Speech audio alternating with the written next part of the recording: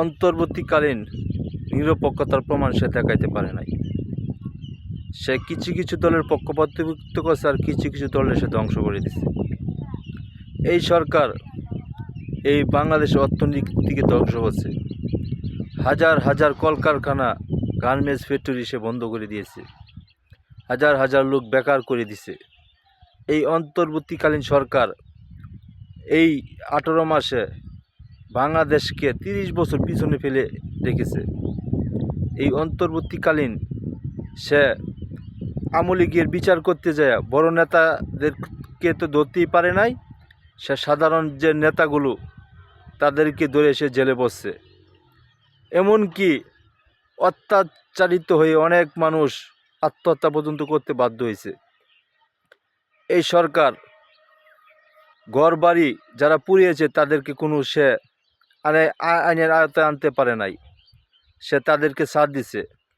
এই সরকার পক্ষপাতিত্ব করে সে আইন শৃঙ্খলা বাহিনী 3200 পুলিশ পুড়িয়ে মারা হয়েছে, তাদের সে বিচার করে নাই।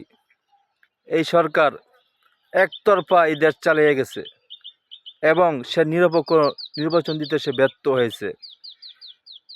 তত্ত্বাবধায়ক সরকার সে দিতে ব্যর্থ হয়েছে। সে অন্তর্বর্তীকালীন সরকার থাকাকালীন সে নিরপেক্ষ তার প্রমাণ দিতে সে পারে নাই। অন্তর্বর্তীকালীন সরকার দায়িত্ব হলো সে নিরপেক্ষ থাকবে, কোনো পক্ষপাতিত্ব সে করবে না। সে কিন্তু সেটাই করেছে। দেখা গেছে এই বাংলাদেশের সর্বপ্রথম রাজনৈতিক দল আওয়ামী লীগ, সে এই দলটাকে সে নিষিদ্ধ করে কার্যক্রম নিষিদ্ধ করে রেখেছে।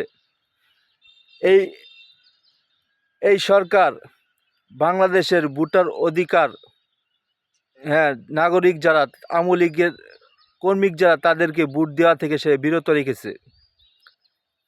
আমার কথা হলো এই স্বাধীন বাংলাদেশ সব দল রাজনীতি করার অধিকার আছে, কিন্তু সে কিছু কিছু দলকে সে ওই রাজনীতি করতে দেয় নাই। আমার কথা হলো এই সরকার কোনো সুষ্ঠু নির্বাচনের প্রমাণ সে দেখাইতে পারে নাই, সে নিরপেক্ষ দেখাইতে পারে নাই। এই সরকার একটা পৃথিবীর ইতিহাসে সবচেয়ে থেকে জুলুমতম সরকার। এই সরকার পৃথিবীর যে কোনো রাষ্ট্রই পালাক না কেন সে বাঁচার কোনো উপায় নাই। সে একজন খুনি সরকার, তার বিচার হওয়া উচিত। সে দেশটাকে 30 বছর পিছনে ফেলে রেখে গেছে।